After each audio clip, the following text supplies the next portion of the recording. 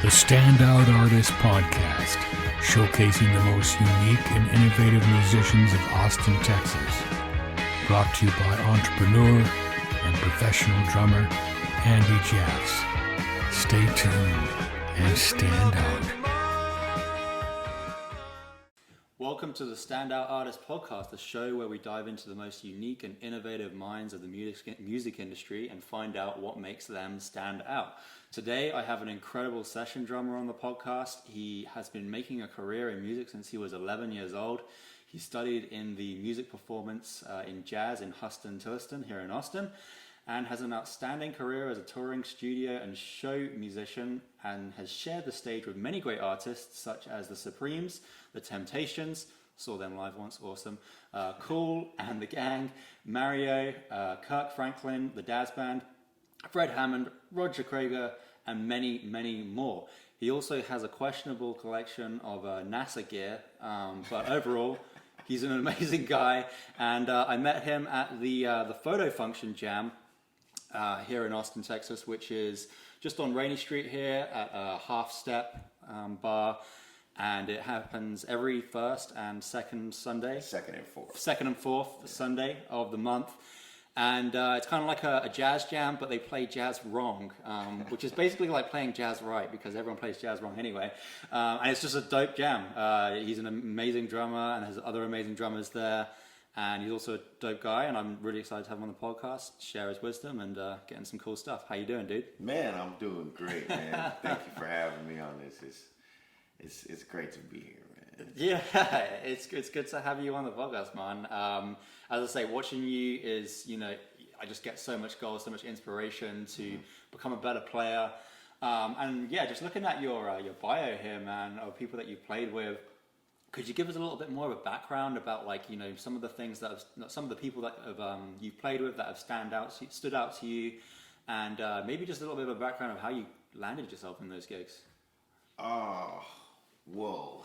So yeah, big question, aren't they? Nah, it's cool.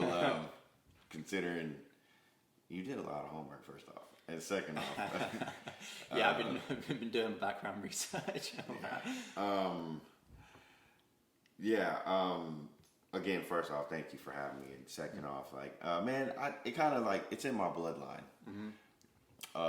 All up and down my dad's side. Got a lot of uncles, preferably 10 of them. But it definitely runs all up and down my dad's side, so it's definitely a bloodstream / genetic thing. Of course, like any other one of us, started in church and kind of bloomed out here, born and raised in Austin, Texas. Yeah, man, I didn't even have a jazz background before school. Again, started in church, and then as I slowly kind of got in middle school and high school, started reading music and doing all that.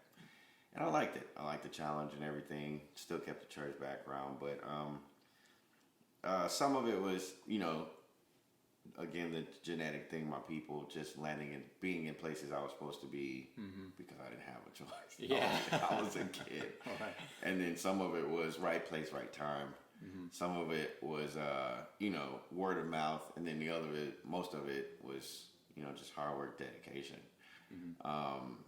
As you said, as in going to school, right around the corner, a block from here. Yeah, is that where Huston is? Yeah, Huston-Tillotson. Okay. It's literally that college right there on top of that little hill right there. Oh, that one, yeah. Yeah, They sometimes have some bands playing there on the lawn and that's stuff. That's exactly where I went to school. Cool. Man. It's a private HBCU, but nice. Go Rams. Yeah, buddy. Yeah, I didn't even really have too much of a jazz background before I started getting into school. But then when I got in 7th and 8th grade, I was like, man, I like this. Yeah. I didn't know what it was. All I heard was church music. Yeah. But then I was like, oh, this is cool. I wanted a different approach. Yeah. Of course, church has tons of genres within genres in itself. Yeah. But it's not quite it. You'll hear some Latin grooves, but aren't full Latin, or some shuffles, but aren't super full shuffles or some swings that aren't really swings and time signatures and meters and all that. So I was like, I kind of already do all that, but now I want the depth of it, the meat and potatoes, the ground up, the like. I want to get to know it from the source it is. So that's when I started priding myself on like,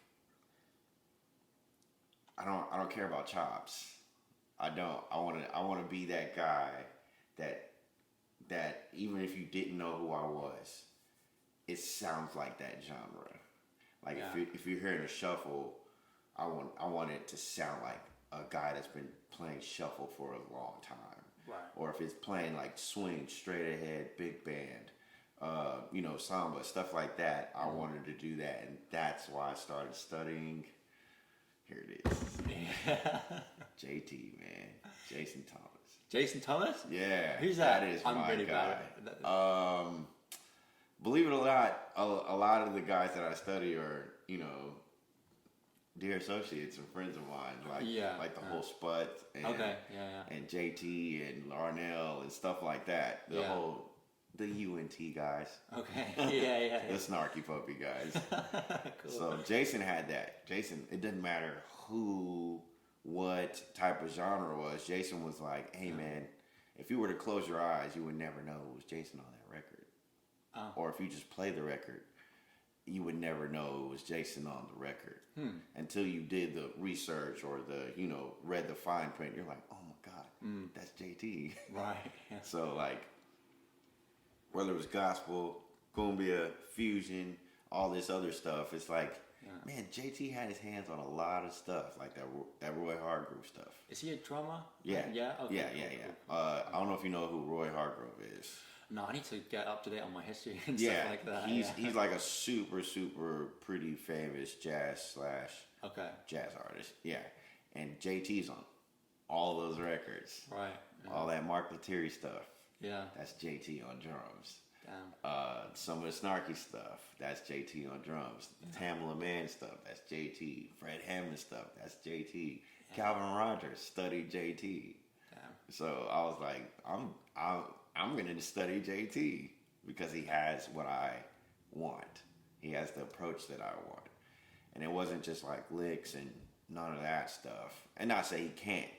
And that's why I wanted to study. It was like, yeah, I can play licks. Yeah, I have them in my bag. But what's funner mentally and musically is knowing that you have it in the bag and knowing you can control it. That's like a pure bliss for me. It's the Mecca, man. Yeah, that is a super bliss for me. It's like, hey man, why didn't you? I was like, that's because it's not called for that. No. Like, oh, give me this. I was like, no, I don't need to do all that. Yeah. Like, I play for whatever the moment is. And that's a fun little tip I'll give everybody. Yeah. Know the music, but play the moment. It takes a lot of it takes so much learning to do that. Like I guess some people may be born with it, naturally. They're naturally just more chill people that don't feel the need to like overplay or anything like that. But for me, man, it's been years and years and years of just subtracting and subtracting and subtracting. Yeah. I'm still going. And like the day that I look at my playing and I'm like, oh yeah, you just like completely laid back and not trying too hard or anything like that, then that'll be the day. But like, it's a constant subtraction of like, okay, that's not needed there. Like when you make other people feel good in the music, that's when you're doing something special. Right? A little trick with that. Yeah. Since you. Yeah. Please do. Share the goal. Okay, man. It goes back to first grade. What are the 5 W's? Yeah. Who, what, where, why, when, and then of course there's how. Right. Yeah. So you got to get into depth of those. Right. Learning how to do this genre. Learning when to do this. Learning where to do that. Learning what to do, learning, who you're doing it with. Yeah. But then the fun part is you got to put not in front of those. I mean, after those. So it's like what not to do, when not to do, where not to do, how not to do. Yeah. It's like, it's those things you have to do. And each one of those have depth in those in itself. Yeah. Like when you're saying where not to do, it could be that venue. It could be a certain part in the music. It can be like all the things that in depth of where. Yeah. You know, so I always tell people, man, learn your 5 W's in and out. Yeah. Because everybody can learn this paradiddle. That's a what, you know, this paradiddle. But do you know when to do that paradiddle? Why you're doing that paradiddle? Where you're doing that paradiddle? And how you're doing that paradiddle? You know, like, yeah, it's, I mean, you know what a paradiddle is. Yeah. But like, then after you master that, you gotta learn when not to use that. Yeah. Where not to use that. Like you would never use a paradiddle in like a big festival because no one's gonna fucking hear it. At all. Yeah. Nobody gives a shit. No. Nobody cares. Yeah. Nobody gives a flying fuck about that paradiddle. Half of them are drunk. Yeah. Half of them are coming from out of town. Half of them just spent all their money on the ticket or whatever the hell. They don't give a damn about how many paradiddles you know, bro. Yeah. They want to dance. Yeah. They want to feel good. They want to feel the energy. They Backbeat. want all that backbeat. They Yeah. want all that 2 and 4 or whatever the time signature is. They want all that energy. They want all that groove. They want to still be able to move without stuttering their steps. They don't care about that shit at the festival. Yeah. And that's a where, you know. But that's also a where not. So like, 100%. I'm not gonna do that shit at a festival that doesn't matter. Yeah. It'd be different if it was a jazz festival. Then it's like, all right, cool. Yeah, well, I mean, that just goes back to photo function, right? You're doing some pretty fancy shit on the drums at photo function, but that's the setting for it. Exactly. It's a very small room where you can hear the ghost notes. I would never do that shit on tour. No. I would never do. Well, it depends on the genre or what. But like, I'm not doing that shit on the road. Half that shit you hear at the jam sessions, it stays at the jam sessions. And that's probably what the jam does for you, right? It gives you an opportunity to just like fully express yourself, the whole range. Release, and detox. Be dangerous, take risks and all of that. All that. There's no risk in that. But it also gives you some mental discipline because it's like, all right, you don't know who you're playing with ever. Yeah, true that. You don't never know who you're playing with. You don't know their capability, their talent level, what tunes they know, you know, their vocab or dictionary of how they like playing or what their tune capability is. So you got to be able to play with people you do and don't know how to play with. Yeah. So that's the time to work on your discipline. And then when your green light comes, then you go for it. You know what I'm saying? Totally, man. So like it's also a discipline thing because of course I play with Ryan and Brian and Dane and all them all the time. But just because I play with them all the time don't mean I lack discipline. Yeah. Like you still have to play the tune. You still have to play actual proof the way it is. Yeah. But like the form is what matters at that jam. As long as you know the form, then let's play some wrong jazz. But if you can't even sing the melody to me, then you don't know the tune. It's true, man. Yeah, I mean, people think when it comes to creativity that it should just be this wild beast where you can just have no rules and it's just like completely free. But the best creativity comes when you do have some guidelines to be in between. Like, you know, the show Whose Line Is It Anyway? Yeah. It's like they never have a wrong set. It's always funny all the time. And that's because everything that they do in there is very specific. It's not like be funny for 5 minutes. It's like be a milkman who forgot his lunch and is, you know, really pissed off, you know? And then go. And that's what your jam shows really well. Is like, you can come on stage, do whatever the fuck you want. Have a song in mind, kind of have the general structure, you know? Yeah. And then, like, flow within the structure. Yeah, you know? I don't care if you play... Yeah. I don't care if you play blue bossa, not bossa. Yeah, I've never heard of that. Yeah, I don't care if you play it in 4. Yeah. I don't care if you play it in 6, Yeah. or inner urge in 7, or inner urge like funked up, or inner urge like in more of a whatever type of way, a ballady way. But you got to know the tune, and that's the fun part of that jam. Yeah. Once you know the tune or have a tune in mind, be free. That's the time to work on your inner freedom with discipline, because the discipline is the tune.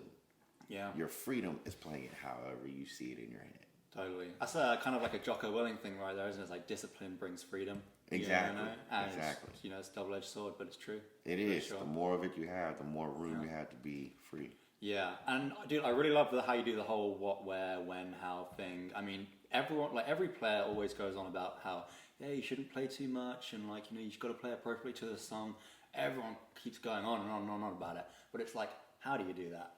That's where the real value is, and I love how your perspective on it, because you got a different approach to it, where it's like, this is actually how you do that. It's all very well just being like, hey, don't overplay, or sit back, but it's like, how the fuck do you do that? And I love your way of doing it, because it's so specific, which shows that you know what you're doing, which is great. I love it.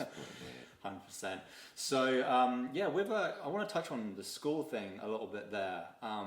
What would you say your views are on going to school for music? Without dissing your school and all of that, but do you think that was necessary for your growth? Do you think it really helped you? Do you think it held you back? What was it for you? We grow and we evolve into things as time progresses, right? Yeah. So, like when we were younger. Yeah. Well, I'm young. When I was younger, I might not look it up, but I am older. Aging like a fine wine. Yeah, So they tell you, go to school and then get your grades up and then go to college and then get a job. That was the thing back then. Go to school, get your grades up, go to college successfully, and then go get a job, right? Yeah. So, and it didn't matter what it was. They just, even if it was music, go to school and then get your education and go. Yeah. This is 2022, man. Yeah. Meaning, if I wanted to learn music theory right now, I don't have to pay $7,000 every other semester just to YouTube it. Yeah, so fucking true. It's like, dude, back then I'd have been like, okay, yeah, let's go to school. But now it's kind of like, I mean, depending on what you want to do, if you're going for music performance instead of music education, you don't necessarily have to go to school. I'm not saying kids don't go to school. Yeah. I'm saying you're not going there for the information. Right. Yeah. I mean, 8 times out of 10, okay, take Berkeley or MI or, all those schools. Mm-hmm. They don't have a high graduation rate. Really? I didn't know that. Yeah. Like people drop out a lot, hey? Why? Because they're doing what we would do in the real world. Yeah. Like, go to this function, like practice and then go, apply it. And then when you're mingling around, the same people and networking and exchanging and bumping shoulders and all this, you run into a guy and it's kind of like, hey man, what are you doing this weekend? Because I heard you, because we did this, little run together. Yeah. And then he's like, and then you'll be like, nothing. And you get a set list and it's all, Shaka Khan tuned. You're like, what tribute band is this? And then you go to the rehearsal, it's like, oh. It is Shaka. And then you smash the gig, and then they're like, what are you doing next week? Can you still do this gig? Are you gonna be like, no, I got class in the morning? Yeah. Or are you gonna be like, fuck yeah, I want to play with Shaka? I'm not going back to school after this shit. Yeah. So they do that all the time, man. They teach you not only like the educational side, but when you go there, you're gonna get the real life side, the pros and cons, the networking, the business, the work ethic, the shed, the circles, the having the right people around you, the iron sharpening iron thing, because everybody that goes there is so dope. Yeah. So it's kind of like that is now the real world, right? Yeah. So because you have Google, YouTube and all this other stuff, you don't have to necessarily go to school and waste 4, 5, 6 years of your money and time just to get the same outcome. Yeah. For example, everybody might know this guy, and if you don't, shame on you. Nick Clark, one of the homies, like brother, like blood couldn't separate us. He is playing with Kanye, Demi Lovato, he played with a lot of people. JoJo, he's doing a lot of stuff right now, right? Yeah. And then he's from DF Dub, but he's in LA right now. Plays for a lot of people. Mm. And if anybody was to ask him what his major was, they would be like they would almost be like, bro, shut up, shut the hell up. Yeah. Do you know what he majored in? No. Fucking physics. He was working at Samsung. Oh, wasn't he one of the guys that started the photo function? Exactly. Yeah. Exactly. I was talking was it Matt about that? Yeah. Yeah, So. he got his fucking degree in physics and he played football. Shit. Two of the most opposite things of playing for Kanye West right now. Yeah. Not required in the interview. Right. Yeah. Why? It's because he put in the work, and then because of time how it was. Yeah. He started YouTubing stuff and getting in books and asking for people for this information and asking for this. He didn't spend all this damn money, time, and wasted stuff that we probably spent in. No.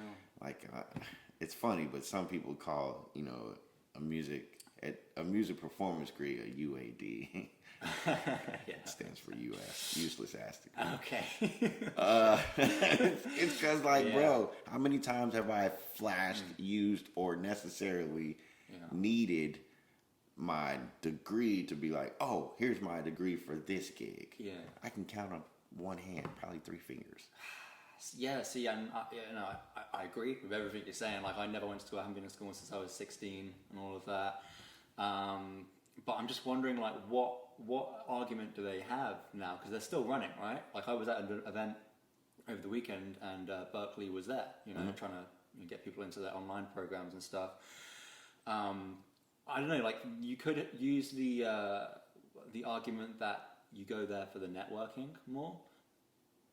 But again, that's another thing that you can get outside of school. It's definitely harder. You have to be more self-accountable, and you have to push yourself to go out there. I mean, it's kind of like you get to be a little bit lazier when you're in school because you're forced to be around people. Exactly. But when I look at, say, me, who's been in different cities around America and stuff, it's taken me a long time to make good friends in music and find my bearings. But I think it's probably about the same time if you're in school, compared 4 to years of doing it. 4 years of doing what you should be doing, or 4 years of nothing, and then one of those weeks you're like, oh, this is what I was doing for 4 years. Kind of sucks.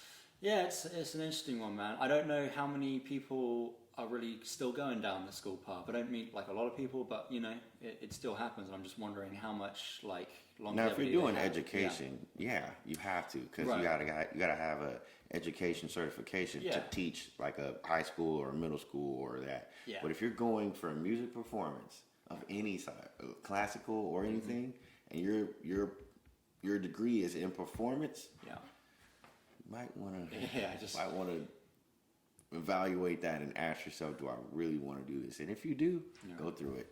But it's not necessary anymore. Is what I'm trying to say. Best shit is all free right now. The networking's free. The information's free. At the end of the day, whether you go to school or not, you still have to put in the work to get to where you want to be. There you go. Said it cool. best. Free 99. We can go down the school route a lot more, but I want to go on to some other things. When I've got lots of questions to ask you, but one thing is Photo Function Jam, man. So I know that's been going on for quite a long time now. Maybe you could just give us a little bit about the history of that, what it does for you, and why you keep on showing up every 2 weeks. I mean, Photo Function is something that the homies just kind of started. Yeah. And then we were like, hey man, we love playing just to play.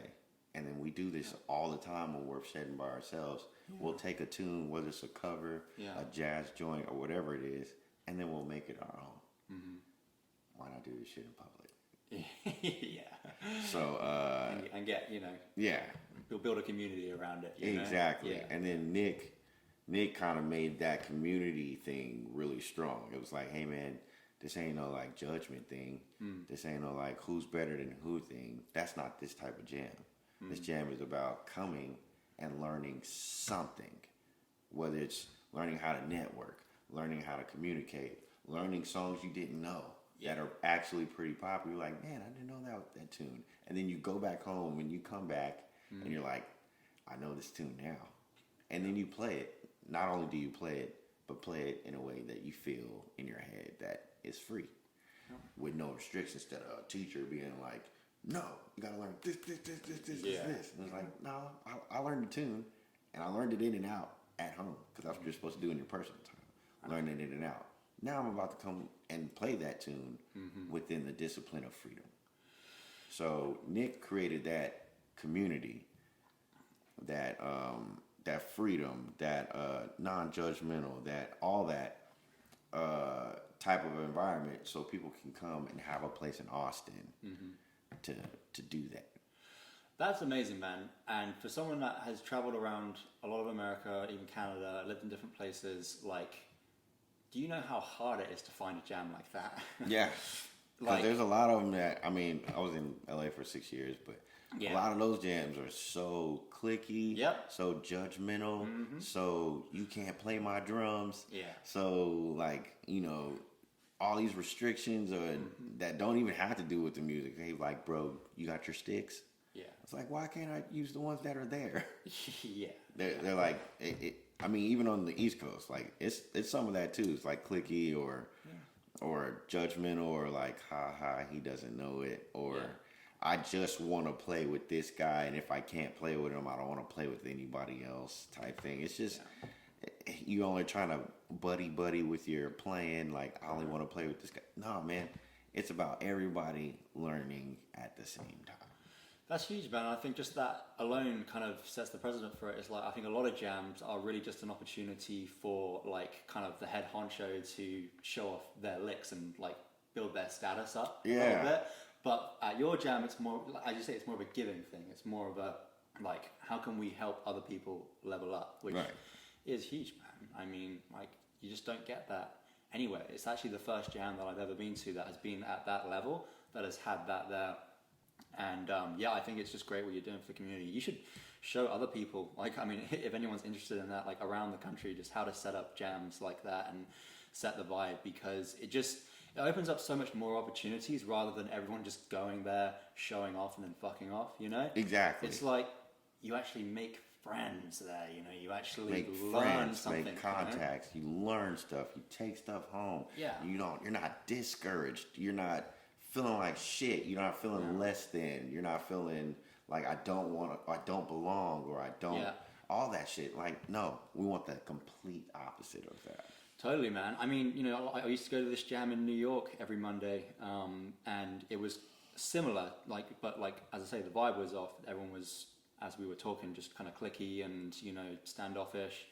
And I stopped going because I just really didn't feel welcome. I felt like I couldn't, like, I knew I could learn a lot because there was the type of players that are at Photo Function, you know, but like 10 times as many of them, you know? Exactly. And I just felt kind of drowned, and I just stopped going. And I was like, you know, I could probably learn a lot of stuff here if I kept on coming up and showing up, but I don't feel welcome here. I don't feel like I don't enjoy myself. It's just not great. So it's just great to have a jam like that where, I know I'm probably the weakest drummer in the room and I got a lot of work to do. But I feel like I can show up to that jam every week and like actually progress. See, that's like what that jam is about. Yeah. Is like you can feel or even know or even think you're the weakest link in there. Yeah. But are you going to get treated like that? Absolutely not. That's what the jam is about. Like in LA or New York or whatever. Yeah. It can be like all these Top Gun cats. It's like 17 of them. Yeah. Heavy hitters in there. But are you going to like help me through this instead of knowing that I'm not on your level and just either shitting on me or playing all these licks and being like, I know you can't do this, or like, and then, or, you know, just jizzing all people's faces for no reason. It's like, dude, if I wanted to just see Chop Suey or just see you specifically show off, just get your Instagram. Yeah. You don't have to make me feel like shit in person. Totally, man. If I wanted to feel bad by myself, I'd watch TV and scroll social media. Like, that's enough. That's enough self-abuse as it is. Yeah, totally, man. Yeah, good points. So another thing I love about kind of how you approach the jam there, and you mentioned to me actually after the jam on the first day I came, and I was like, hey man, do you have any like kind of tips how I can just like be a bit more prepared, like, you know, like get better at this? And you were like, get on that drum and have yourself a fun ass time. And I was like, fuck, of course. Why am I taking this so goddamn seriously? It's like, yeah, have fun, like totally. And I just wonder, it seems like you kind of have that overall attitude, you know, just in life and on the drums in general. Have you always like had that attitude, or has there ever been times in your career where you've taken yourself too seriously? It has, but that's what made me stop. Right. Yeah, because you realized how. Because it triggered me years ago. Yeah. And this is what triggered me. It was like before you started, before I started, before Robert Bruder started, before anybody famous started. Yeah. Why did we start? To have fun. Because it was fun. Because it was fun, yeah. Because I sat behind the drums and I just liked doing it. Yeah. Before any of us got paid, before it was a career, why were we doing it?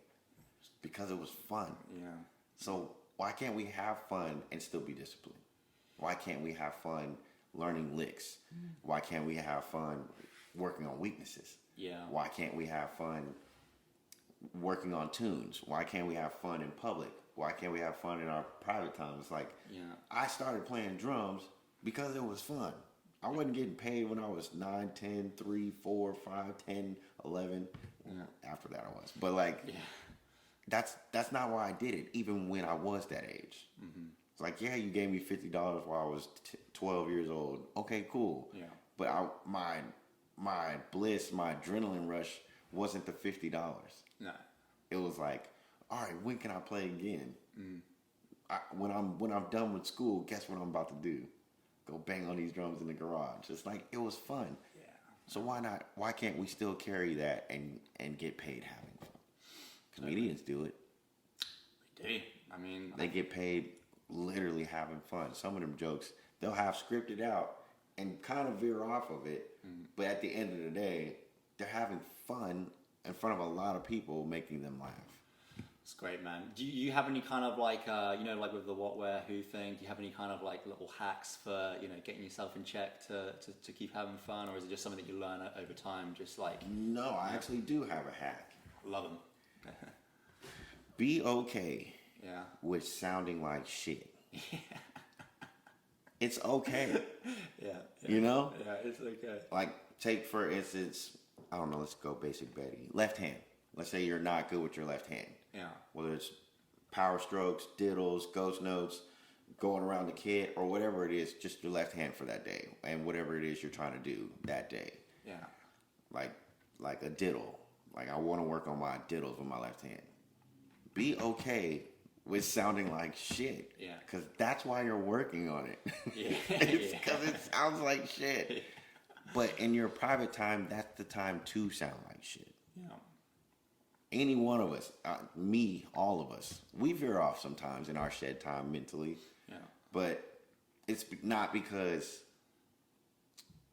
It's because we're not okay sounding like shit. It's because we're not okay like, oh man, I can't do this right now. Okay, it's not supposed to come overnight. It's not supposed to come in 2 seconds. It's not supposed to come right when you sit on that throne. It's supposed to come over time. Yeah. Right? So be okay with it sounding like a flub or a buzz or everything but a diddle. Because when you try that shit in public, knowing you haven't sounded like shit in private, then not only is it going to sound like shit in public, but that thing you thought you was going to do or nail or being like, I'm going to try it, it's going to make you lose that gig. Totally, man. And, you know, when it comes to, like, sucking at something, like, it's unavoidable to suck at something if you want to get good at it. Right. So if you're always scared of sucking at something and you never want to suck at something, then that's okay, but you're just never going to succeed because it's literally an unavoidable obstacle to get over. You can't avoid sounding like crap if you're not good at it. Yeah. I can't avoid, I can't want to dribble with my left hand in the NBA. Yeah. And I don't dribble with my left hand ever at home, bouncing it off my foot or losing the ball or, you know, slapping or whatever I got to do. It's unavoidable. You said it yourself. Yeah, that was great advice. You answered your own question. It's unavoidable to not sound like shit at something you're bad at. Yeah. It's just, you can't. It's like, it is unavoidable. And if you do cheat, you'll come out with a very fake outcome that is just bullshit. It's kind of like when you do steroids to get jacked, right? Yeah, you'll be jacked, but you'll have a lot of fucking problems on the other hand, and those fucking balloons on your arms are full of water, not actual muscle. Exactly. You know? You're gonna have way more cons than pros. Yeah.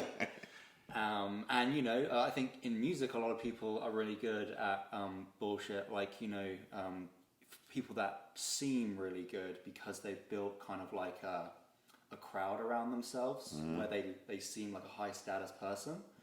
But then when you really dissect their playing, it's like, actually, this guy isn't that great. No. He's just made himself look really cool because he wears cowboy hats and you know, like jewelry. He put a swag on his pro. Yeah. But then when you take that cowboy hat off, and you're like, hey man, can you play 2 and 4 on Celebrate? Yeah. He can't. No. Or can you? And you ask him to sing, like, he wants to come to a jazz jam and show off, but he can't name any tunes out of the real book. Yeah. Like none. It's like, okay, that was great. You thought you were cool, big fish, little pond. And then when you finally got put in a lake or a sea or an ocean, you're like, oh my God, there's people not only just as good but better than me. Yeah. So it's a lot of people masking things. Yeah. But when you all things swept under the carpet eventually start to show. Totally, man. I mean, and you can play both games. You can play kind of like the, in marketing we call it the who and the what. You can play the who, where you kind of just like build this whole like image of yourself, and that does work to an extent. You can actually get pretty far with that. But then there's these people that are the what, and they're people that actually know what they're doing. They put in the time for the skill and all of that, and they just have so much more long distance than the people with the who, you know? And also as well, it's just a much more fulfilling game. It's like, do you actually kind of want people to kind of just believe that you're good, or do you actually want to be good? You know? Are you chasing this clout, or are you chasing success? I tell this is actually my saying that I developed on my own way back then. Yeah. And it's I'd rather be successful than a celebrity. Yeah. Because when you're successful, when you're a celebrity, you can get, like they said, it gets lonely at the top.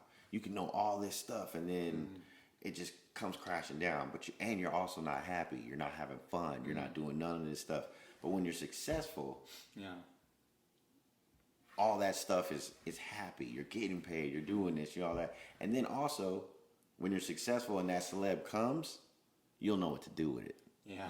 You'll know exactly what to do with it. Totally. Instead of just chasing celeb, and you ain't never went through this. You never been through this. You don't know this step. You don't know how to do this. You've never approached things like this. Your business is bad. This and all this. I'd rather be successful than a celeb, because when I'm successful and then that comes into celeb, that's cool. But even if I never reach celeb, I'm still happy. Yeah. Because I'm successful. I was successful in what I wanted to do. Successful in my playing. Successful in reaching out to people. Amen, brother. That's some beautiful stuff. I'd rather be successful than a celeb, bro.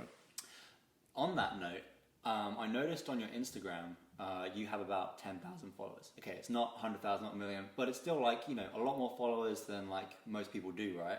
And I'm just wondering, like, one, how did you grow that following? And also, has that following helped you to get bigger, better gigs? No. Interesting. Let's talk more. No, not at all. Like, some people, like clout is real. Clout chasing is real. And when you do something in that moment that like gets a lot of attention, a lot of followers, a lot of views, a lot of that, of course that's going to come with followers. So I was at a point to where I was doing something a lot with people or overseas. Right. Like, for example, I went to China for 9 months. Oh, wow. But I was playing with like some pretty known people over there. But because I was in China and they loved the stuff that we were playing, which was somewhat of American and somewhat covers as well too. Yeah. Like, I started getting followers out of crazy, just from being over there and doing what they love. Right. I don't know half those people. Yeah. I didn't even know some of them were following me until I woke up one day and I was like, Jesus Christ, where did these 300 people come from? Yeah. And then I'll look and I'm like, oh, I really don't know these people. Yeah. Or so that word of mouth, all that other stuff, don't let these followers fool you, because somebody could have got something from one gig or one one post or one this or one that, and then just kind of rode that wave until it was done. And then when the wave was over, 5,000 more followers were there that he didn't have. Yeah, interesting. So yeah, I love your points there, and then I would love to learn a little bit more about like what you've done with your social media, because I know you've done posted some videos of you doing like some, I don't know, covers or whatever, like videos. Like when you're posting those videos, what would you say is your intention behind like posting stuff like that? Having fun. Yeah, just like, hey, I got this dope cover. I'd love to make it a video, share it with some people. Yeah, you know? I mean that's one, and then two, because social media is a game. Yeah, you gotta play it. Okay. So it's fun, but then you still gotta play the game. It's kind of like that whole Jocko thing with discipline and freedom. Yeah. So I mean, I can post whatever I want. Yeah. But the more you post of bullshit, the more you're not gonna get seen or views or all this stuff. Right. So I only literally, I mean, this isn't a trick of mine, but I'm gonna give it away. Yeah. I only post shit that would probably either matter, would help other people, or that's like not necessarily my personal life. Okay. Like, you know, I don't need to do all that. Like, if I post anything personal, it's probably my daughter, which that's not, you know, a bad thing. Or that's it. That's it. You won't, if you scroll from top to bottom on my page, you're either going to see some form of shed, gig, or my daughter.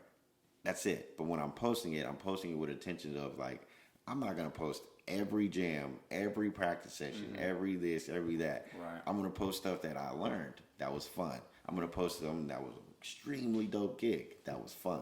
I'm going to post something that's a cover, but I'm not playing it the way they do it. That was fun. Or I'm going to post something that was weird or a different approach. That was fun. Yeah. You know, like that. I think the latest one I have, it was like some orchestral piece that I seen on King Richard, the story of Serena Williams. I wasn't focusing on music on that movie. I was just watching a documentary, and then I heard this super dope string, you know, section doing something amazing. I was like, wow, that is a dope piece in 5. What if I did what I love to do on that? And what I love to do is play with time. That's my thing. I might not have all the chops in the world, but I love time against time. Like 4 against 5, or 5 against 4, or 7 against 4. Or that, I love that. That's like a pure, I even try to push myself through it. I haven't dove in much into that. So what you're saying is you have like a 4-beat bar, and then you play like 7-beat bar over that kind of thing? No, opposite. So okay, like you'll have a 7 bar, but you're playing 4 in it. Oh yeah. So if you got 1, 2, 3, 4, 5, 6, 7, 1, 2. Oh, you're doing like groups of 4 in the 7. Okay. 2, 3, 4, 5, 6, 7. 1, 2, 3, 4, 5, 6, 7. Okay. 1, 2. You know? Yeah. So totally. it's like 4 on top of 7. Yeah. Or polyrhythms. Yeah, really cool. exactly. Yeah. Okay. Yeah. I love I need to go into that. You gotta show me some shit. I gotta steal some shit from Hey, you. we will do that probably right after this. Hell yeah. We've got a drum kit just by the side. Let's do it. But yeah, that's actually Yeah. one of my things I love doing in this band I've been a part of for like ever since it started. It's called Progger. Okay. Is it a prog rock band? Fun-ish, not really. Okay. But it's like a band that's gumbo. You got a guy that's like rock bass and church bass and funk bass and all this other stuff. Love it. The leader is Brian Donahoe, the guy that's on keys. Okay. He actually he's one of the UNT cats. Started in Snarky Puppy, and just kind of him and he just went his own way, started doing his own thing. But him and Michael League were, you know, really good friends, or still are. Sorry. And then they just went the opposite. They were actually roommates. Oh yeah. I think I remember you telling me that. That's awesome. Yeah. So he started his own thing, and then I'm the guy on all those records, and Devin too. Devin's on the dope guy out of New York. Do you know Devin Collins? I don't think I met Man, you got when you go back to, or when we go to New York, we all got to sit down and have some pizza or something like that and just pick each other's brains. Yeah. That guy's a fucking like phenomenal guy. Yeah, dude, I really want to, like, in the future just expand this podcast where I can have multiple people on and just have, like a Rogan room where everyone's just in the room fucking talking music. And man. And like, I listen to a lot of music podcasts as well. I'm just like, this is so not interesting. I want it to be like a Rogan podcast, but like for music where we're just shooting the shit. Yeah, like barbershop talk. Barbershop talk, man, exactly. Yeah. So, yeah. Everybody loves Thanksgiving talk. Yeah, just sit around, shoot the shit, man. Yeah, because, like, man, when you get too much into, like, the technicalities of music and, like, all of this, like, just taking it too seriously, it doesn't become fun. It can wear you down. And it's like, it doesn't matter, like, how good you are. If you're just a good hanger, it's just so much better, man. It's just That's half a tour, man. People don't realize that. Like, you can be talented as hell. Yeah. You can know all the tunes in the world, but if we got a 6-week tour, 6-month tour, 6-year tour, or whatever it is, and nobody wants to hang with you, they're gonna be like, yeah, he's great and all, but I don't want to sit in the van. I don't want to sit in the van with that guy too much longer. Yeah, totally, man. And I think that as well, that comes, I talk about that when it comes to networking, because I hear a lot of musicians say, all you got to do is just go out and network and meet a lot of people. It is true, you should do that. But I think more importantly, you've got to find the people that are right for you as well. Like, make friends not just with everyone, but people that you really want to hang out with, like, long time. Right. And that's why I was trying to tell your ass the other day. Talking about this guy. Let me tell you guys. Well, no, because you mentioned. I'm gonna tell it. Shut the hell up. I'm gonna stop talking.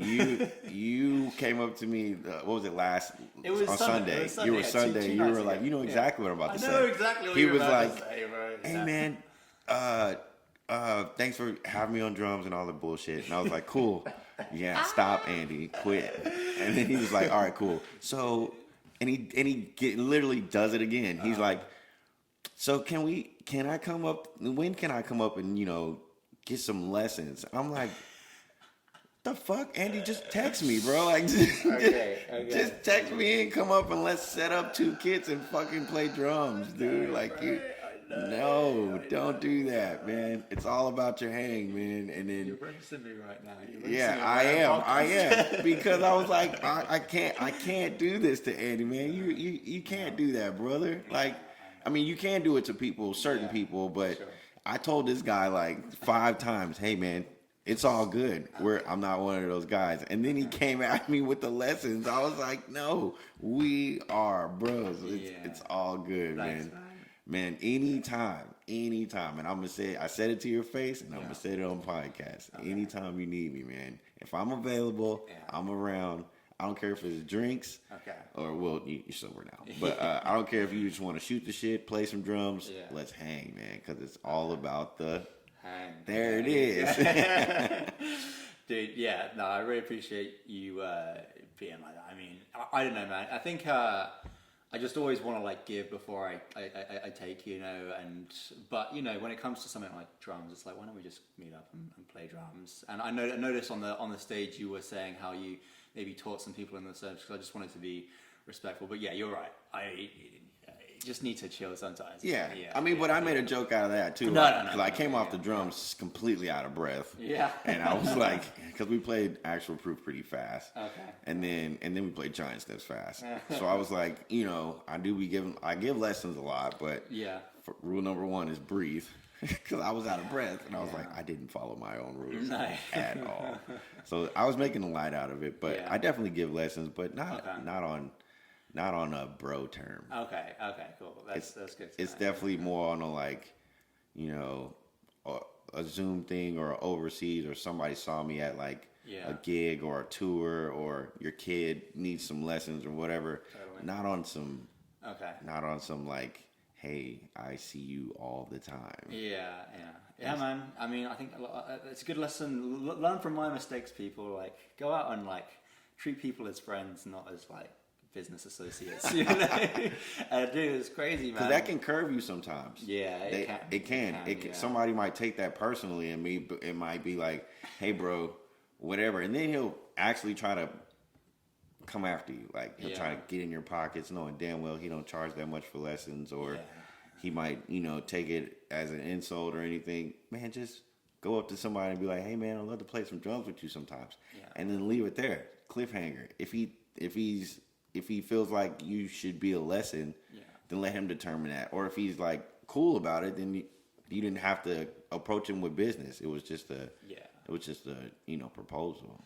Totally, man. And dude, I learned that lesson not from me making mistakes, but I was at this thing called CD Baby Musician Conference. Really great conference, met loads of amazing people, but the amount of musicians that were just giving out business cards to other musicians, and I was like, what the fuck are we doing here, guys? What are we doing with our lives? Stop giving out no one cares. Like, this is not where your fans are. Yeah. Okay? Your fans are like on the internet. Thank you. On the internet or at like if I'm in Omaha, Nebraska, and I'm playing with a tour, and then you come up to me and ask me about lessons. Of course, that's the time to do the business card or social media thing. Yeah. Not if I see you every weekend, dumbass. On that note, do you ever give out business cards at all? Like, have you? No. Yeah. I stopped that. I stopped that a long time ago. I don't know if you still do it. I ain't knocking you. No. I'm sure it works. Like, whoever does it, do your thing. You gotta know the setting. Or woman, do your thing. But as far as Daniel, I'm gonna be like, man, if you need me, text me. Or if it's that super formal, just hit my Instagram. Yeah, totally, man. Okay, I'm glad we cleared that one up because I'll give you my number before I give you my Instagram. Yeah, totally. Because like the whole music industry is just built on friends. The people that are working with the top people, it's just buddy. Yeah, I did that with you. I was like, don't just text me. Yeah, my man. All right, love it. Okay, well, I wanted to move on to practice because you're obviously fucking phenomenal on drums, which is awesome. But like, what does your practice setup look like these days? How long do you practice for? What exactly are you practicing? And like for other players out there that are looking to really, up their game, like how should they approach things? First off, practice means practice. Yeah. Let's start there.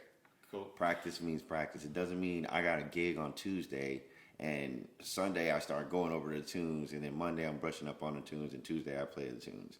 And then I got a gig on Thursday, so I start brushing up on another tunes and all that. That's not practicing. That's getting ready for work. Yeah. That's a fucking huge point. Yeah. Okay. That's not practicing. Keep them going. That's getting ready for work. Yeah. That's getting ready for a job. That's getting ready for a gig. That's getting ready for a tour. That's not practicing. Practicing is doing something that has nothing to do with something you're about to get paid for. Fuck. That's great. Yeah. Just let it land. Let's just let it silence. Right there. If you're about to get paid for this shit, you're not practicing. You're shedding for a gig, or you're getting ready to. You're brushing up. You're not moving forward. You're polishing. You're getting ready to do this. Yeah. Practicing is like, oh shit, I need to work on endurance. I need to work on breathing. I need to work on longevity through chops. Like sometimes I only know how to chop for 4 bars instead of 16, or sometimes. Or I need to work on my hard 2 and 4, or I need to work on playing in the middle of the drum instead of everything being a damn rim shot, which people have that bad. Yeah. Or like I just want to practice straight left hand, so I'm just literally working on left hand for 30 minutes. Wow. It doesn't take it doesn't take a whole 4-hour practice, man. It really doesn't. And a lot of people say you got to be in the shed for longer. No, you don't necessarily. Because if you split up that 30 minutes in the week, it equals that 2 hours. Yeah. You know? Yeah. No, totally. Yeah. And also, if you shed for a longer period of time, that's the faster you're going to get sidetracked. Yeah. If you split that up into 15 to 30 minutes, you know good and well you're supposed to be working on whatever you said you were going to sit down on that drum set and work on. But if you sit down with 2 hours and saying you're going to work on that, I don't give a damn how good you are. You're going to sidetrack. Yeah. Give yourself a good 30-minute to 45-minute window to work on whatever you said you're going to practice on, not get ready for work on. If you're about to get paid for whatever you sit down on that drum to get ready to do, you're not practicing. That's not practicing. You're getting ready for work. Yeah. That's a huge difference. Big one there. So would you say it's more about what you're practicing, and the time factor probably doesn't matter, because you have all these guys that say, oh yeah, I practice like 4 to 6 hours a day. And it's like, I don't know, I've been learning from another guy for about 10 years now. He says you know, some similar things. I've always it's been hard to beat it out of my mind, like, oh, I've got to be practicing for 4 to 6 hours a day, you know, all that sort of stuff. But I got a fucking life. you got and I don't think you can, if we're defining practice as working on things that you're really not good at and like really drilling down on that, I don't think you actually can practice for 4 to 6 hours a day, because you really can only pick one thing and drill down really hard on it, and then that's kind of the energy you're going to spend that day.